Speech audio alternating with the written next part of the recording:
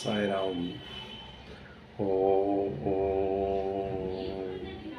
ఓం గణానాం త్వా గణపతిం భవామహే కవిం కవీనాం ఉపమస్తవస్తవం జ్యేష్ఠరాజం బ్రహ్మణాం బ్రహ్మణస్పతాన సన్నన్నోతు విశ్వేదసాదనం ప్రణో దేవి సరస్వతి వాజేవిర్వాజనీవతి. శ్రీ గణేశాయ నమః. శ్రీ గురుభ్యో నమః. హరి ఓం. సాయిరామ్. మనం కర్మయోగం ఒక్కొక్క మెట్టు ఎక్కుతున్నాం. ఈ కర్మయోగం నిన్న 34వ శ్లోకం నేను చెప్పాను. 34వ శ్లోకంలో ఇంద్రియాల గురించి, అంటే ప్రతి ఇంద్రియాల్లో రాగద్వేషాలు ఉన్నాయి. ప్రతి ఇంద్రియానికి రాగద్వేషాలు ఉన్నాయి. ఆ రాగద్వేషాలు ఏవైతే ఉన్నాయో ఆ రెండు శత్రువులు వంటివి. వాటికి దూరంగా ఉండడానికి మీరు ప్రయత్నించండి. ప్రతి ఒక్క మనిషిలో ఆ రెండు గుణాలు ఉన్నాయి. రాగము, ద్వేషము. ఈ రెండు పెద్ద దెయ్యాలు లాంటివి. అంటే మీకు ఏ పని చేయడానికి, ఒక మంచి పని చేయడానికి అవి కాలు పట్టి లాగేస్తుంటాయి. అవి అటువైపే వెళ్ళడానికి నిశ్చయించుకుంటాయి. అంతేగాని ఒక మంచిగా వెళ్దామనేసి అవి ఎప్పుడు ఉండవు అన్నమాట. అది 34వ శ్లోకంలో ఆయన కృష్ణ భగవానుడు మనకి ఉపదేశించాడు. ఇప్పుడు 35వ శ్లోకంలో ఆయన ఏటి ఉపదేశిస్తున్నాడు, నెక్స్ట్ ఆయన ఏం చెప్పబోతున్నాడు, అది మనం చక్కగా విందాం. శ్రేయాన్ స్వధర్మో విగుణః పరధర్మాత్ స్వనుష్ఠితాత్. అంటే అనిష్ఠితాత్, అది ఇంపార్టెంట్ అని వాడాడు. పరధర్మాత్ అనిష్ఠితాత్ అంటే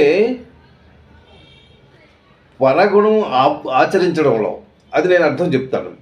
స్వధర్మే నిధనం శ్రేయ. రెండవది స్వధర్మే నిధనం అంటే మరణం అనమాట. స్వధర్మే నిధనం శ్రేయ పరధర్మో భయావహ. ఒకసారి మీ శ్లోకం తీసి దాన్ని 35వ శ్లోకం చూడండి కర్మయోగంలో. శ్రేయాన్ స్వధర్మో విగుణః పరధర్మాత్ అనిష్ఠితాత్ స్వధర్మే నిధనం శ్రేయ పరధర్మో భయావహ. భయమును గొలుపుడిది. ఇది శ్రేయాన్, ముందు శ్రేయాన్ అని స్టార్ట్ చేశాడు. అంటే అన్నిటికన్నా ఉత్తమమైనది, అది ఉత్తమమైనది, అది చాలా మంచిది. శ్రేయాన్ ఏంటి మంచిది? స్వధర్మో విగుణః, నీ స్వధర్మము అంటే నీకు ఇచ్చే డ్యూటీ,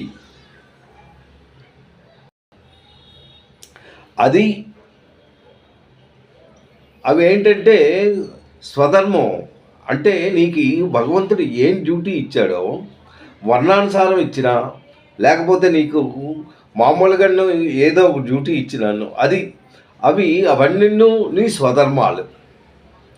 అవి స్వధర్మో విగుణః అంటే అవి చాలా మంచివి.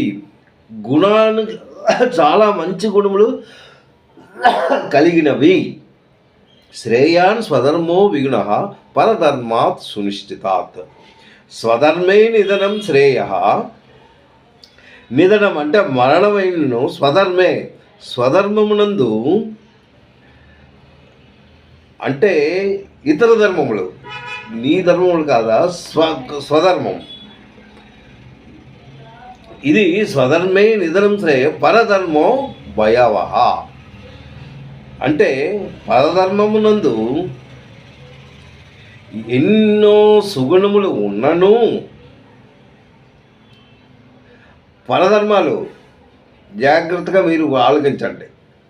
పరధర్మాలు అంటే ఇంకొక ధర్మం, నీకున్న ధర్మాలు కాకుండా ఇంకొక ధర్మాల గురించి నువ్వు ఆలోచిస్తున్నావు. ఆ పరధర్మాలు అంటే నీకు వర్ణనాతీతంగా నీకు వచ్చిన ధర్మాలు నువ్వు ఆలోచించకుండా పరధర్మాల గురించి నువ్వు ఆలోచించి అవి చాలా మంచిది అంటున్నావు. ఓకే, అది మంచిదే. అందులో నీ స్వధర్మంలో అంత మంచి గుణాలు లేవు, కానీ పరధర్మంలో చాలా మంచి గుణాలు ఉన్నాయి. అది సత్వగుణాలు ఉన్నాయి. నీలో అంత సత్వగుణాలు లేవు, అంటే మంచి గుణాలు లేవు. కానీ నీ ధర్మము నీ స్వధర్మము నువ్వు నిర్వర్తించక తప్పదు. పరధర్మము కంటే అంటే ఇతర ధర్మముల కంటే అంటే పరధర్మము కంటే స్వధర్మము చాలా ఉత్తమమైనది అని చెప్పడం ఈ శ్లోకంలో ఉన్నది. అంటే నీ స్వధర్మంలో ఉంటూ నువ్వు మరణించిన వరకన్ను దాన్నే పట్టుకొని ఉండాలి. అంతేగాని ఇంకొక ధర్మం అది బాగుంది దానికి వెళ్ళిపోతాను అంటే అది మంచిది కాదు. నీవు నీ తాలూకా కర్తవ్యం నువ్వు నిర్వర్తిస్తూ నీ డ్యూటీ నువ్వు చేస్తూ చక్కగా నువ్వు అనుష్ఠించాలి. అనుష్ఠితాత్ అంటున్నాడు. అంటే అది బాగా నీ తాలూకా ధర్మము నువ్వు చక్కగా నిర్వర్తించాలి. అనుష్ఠితాత్ అనేసి ఇక్కడ భగవంతుడు మనకి చక్కగా దీన్ని చెప్తున్నాడు. ఏంటి అంటే నీ తాలూకా ధర్మం, నీ తాలూకా ధర్మాన్ని బట్టి నీ వర్ణానుసారం నీ తాలూకా గుణాలకు అతీతంగా దానిగా నువ్వు జన్మించావు. అంటే పూర్వజన్మ సుకృతంతో నీకు ఏదైతే పూర్వజన్మంలో నువ్వు చేసుకున్నావో దాని ప్రకారము నీకు భగవంతుడు డ్యూటీ ఇచ్చాడు. ఆ డ్యూటీ నువ్వు నిర్వర్తించాలి. ఇన్ కేస్ అది నిర్వర్తించకుండా నేను నాకు దీనికన్నా అది చాలా బాగుంది, పరధర్మం చాలా బాగుంది, నేను దానికి వెళ్తే నేను మోక్షం పొందగలను, నేను దాంట్లో వెళ్ళిపోతాను అంటే అది కుదరదు, అది మంచిది కాదు, అది పాపానికే అవుతుంది. కానీ నీ తాలూకా డ్యూటీ నువ్వు నిర్వర్తిస్తూ నీకు ఏదైతే భగవంతుడు ఇచ్చాడో నీ వర్ణనాతీతంగా నువ్వు ఏదైతే వర్ణంలో నువ్వు ఉన్నావో ఆ వర్ణానికి తగినట్టుగా చేయాలి. అంటే ఎగ్జాంపుల్, నువ్వు వైష్ణవుడిగా ఉన్నావు, క్షత్రియుడిగా ఉన్నావు, శూద్రుడిగా ఉన్నావు. శూద్రుడి తాలూకా డ్యూటీలు శూద్రుడిగా చేయాలి. అలాగే వైశ్యులు ఎవరైతే ఉన్నారో వాళ్ళ తాలూకా డ్యూటీ చేయాలి. బ్రాహ్మణుల డ్యూటీ చేయాలి. ఎవరైతే శూద్రులు ఉన్నారో వర్ణనాతీతంగాను ఏంటంటే మంగళవాళ్ళు ఉన్నారు, వాళ్ళ తాలూకా పని వాళ్ళు చేయాలి. కుమ్మరి వాళ్ళు ఉన్నారు, చాకల వాళ్ళు ఉన్నారు, కరణాలు ఉన్నారు, వర్ణానికి తగినట్టుగా కాపులు ఉన్నారు.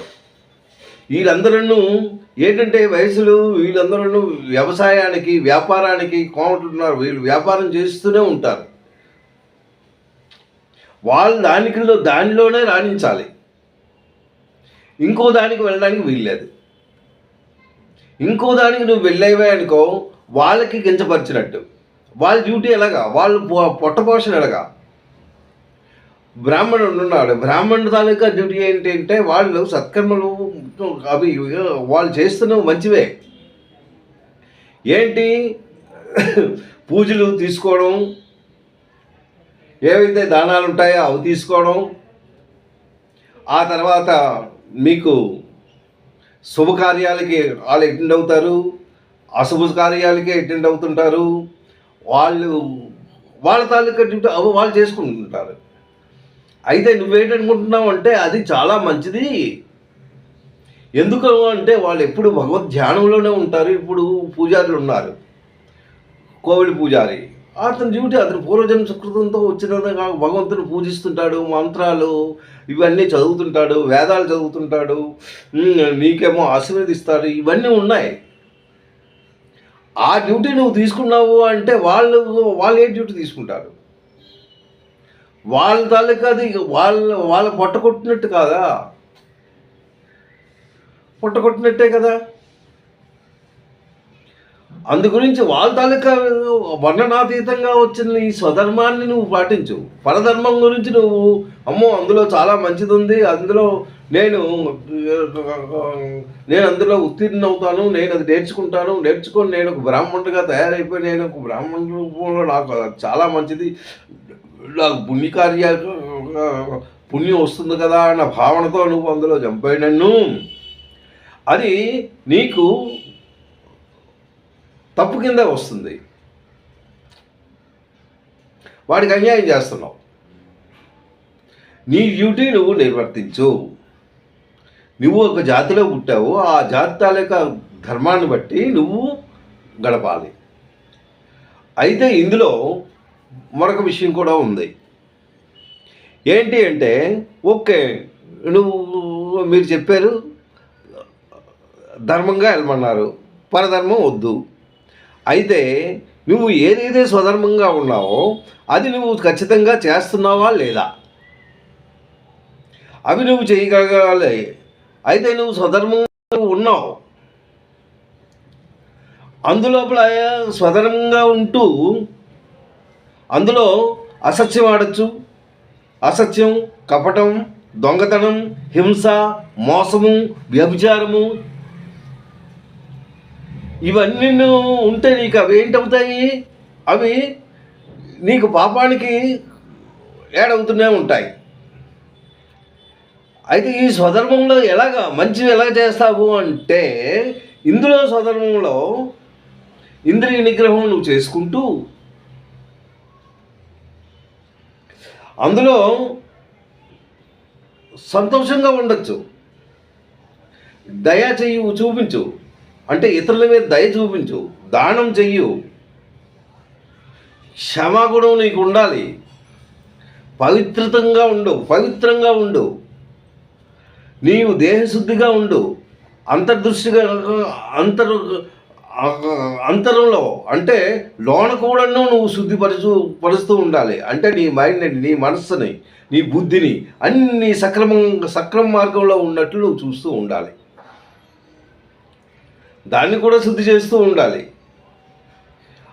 పవిత్రంగా ఉండాలి, మంచి వినయంగా ఉండాలి. ఇవన్నీ ఈ ధర్మాలు నువ్వు పాటిస్తూ ఉండాలి.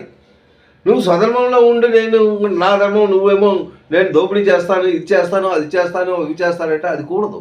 అది కాదు. మంచిగా ప్రవర్తించుకో. శాస్త్రయుక్తంగా ఏం చెప్పాడో అది చూడు. అది చూసి చక్కగా మంచి మార్గంలో నువ్వు వెళ్ళాలి.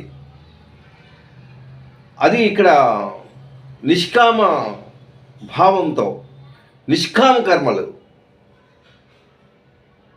నీకిచ్చే డ్యూటీ నువ్వు నిర్వర్తిస్తూ ఆ ఫలితాన్ని ఆశించకుండా ఇదంతా భగవంతుడి తాలూకా కార్యక్రమమే, ఈ భగవంతుడి కార్యమే నేను చేస్తున్నాను, నువ్వు ఏ పని చెయ్యు, ఇంట్లో పని చేస్తున్నావు, అది భగవంతుడి కార్యమే. స్వీపర్లు ఉన్నారు, వాళ్ళ తాలూకా డ్యూటీ ఏంటి? రోడ్డు తొట్టడం, అది భగవంతుని కార్యక్రమే, అది ఒక సేవయే. అలాంటి కార్యక్రమాలను వాళ్ళు చేస్తూ ఉండాలి. చేస్తూ ఉన్నప్పుడు వాళ్ళకి మంచి జనం దొరుకుతుంది. ఏంటి మంచి, వాళ్ళు సక్రమంగా చేస్తున్నారు వాళ్ళ డ్యూటీ. దొంగతనం చేయట్లేదు, వ్యభిచారం చేయట్లేదు, అసత్యం ఆడట్లేదు, ఎవరికి మోసం చేయలేదు, ఎవరికి మనసుకు నొప్పించడం లేదు. ఇవి లేకుండా వాళ్ళ తాలూకా ధర్మానుసారం, వాళ్ళ తాలూకా కర్మానుసారం, వాళ్ళ తాలూకా డ్యూటీ సక్రమంగా చేస్తున్నారు. వాళ్ళు మోక్షానికి వెళ్తారు. కానీ ఎవరైతే బ్రాహ్మణ వంశంలో పుడుతూ వాడి తాలూకా డ్యూటీ చేయకుండా ఇంకా వేరే దీనిగా చేస్తే వాళ్ళకి మోక్షం దొరకదు. నువ్వు శాస్త్రయుక్తంగా నీ తాలూకా కర్మనుసారం నువ్వు చేస్తూ ఉంటే నీకు అది మంచిదన్నమాట. అదే ఇక్కడ అంటున్నాడు. పరధర్మంలో ఎన్ని మంచి గుణాలు ఉన్నన్ను, నీ స్వధర్మంలో మంచి గుణాలు లేకపోయినా, నీ తాలూకా సుగుణం అంటే మంచి గుణాలు స్వధర్మంలో లేకపోయినా, నువ్వు స్వధర్మం గురించి ఆలోచించు, అంతేగాని పరధర్మం గురించి నువ్వు ఆలోచించగా. ఇందులో గుణాలు, మంచి గుణాలు లేకపోయినా ఇప్పుడు స్వీపర్ ఉన్నాడు, అందులో మంచి గుణం కాదు. అది రోడ్డంతా తుడాలి, కచరా తీయాలి, ఇవి తీయాలి, కాలువలు తుడాలి, ఇవన్నీ అవి వాళ్ళ తాలూకా డ్యూటీ. అది భగవంతుని ఇచ్చిన డ్యూటీ, నువ్వు నిర్వర్తించు, నిష్కామకర్మంతో చెయ్యు. అంతేగాని నేనేమో పరధర్మాల గురించి వెళ్తాను, నేను అక్కడికి వెళ్ళిపోతాను, నాకేమో పుణ్యం కావాలి అని నువ్వు వెళ్ళినా అది మంచిది కాదు. నీ తాలూకా డ్యూటీ నువ్వు నిర్వర్తిస్తూ ఉండాలి. అది ఇక్కడ చెప్పాడు అనమాట. శ్రేయాన్ సధర్మో విఘ్నుః పరధర్మాత్ స్వనిశ్చితాత్ స్వధర్మే నిధనం శ్రేయ పరధర్మో భయావహ. అయితే పరధర్మం అంటే పరధర్మంలో నువ్వు అక్కడికి వెళ్ళినా నువ్వు అది చేయడానికి కొద్ది కష్టమైన పడే. ఎందుకు బ్రాహ్మణ్స్ వాళ్ళు ఏంటి 4 గంటలకు లెగిసిపోయి వేదాలు చదవడం, స్నానాలు చేయడము, చలి అనరు, ఇది అనరు, అది ఇవన్నీ కొద్ది కష్టమైన పనులే. అది భయంకరమైన వాళ్ళ డ్యూటీ వాళ్ళు చేస్తూనే ఉంటారు. కానీ నీ డ్యూటీ పరధర్మాచరణము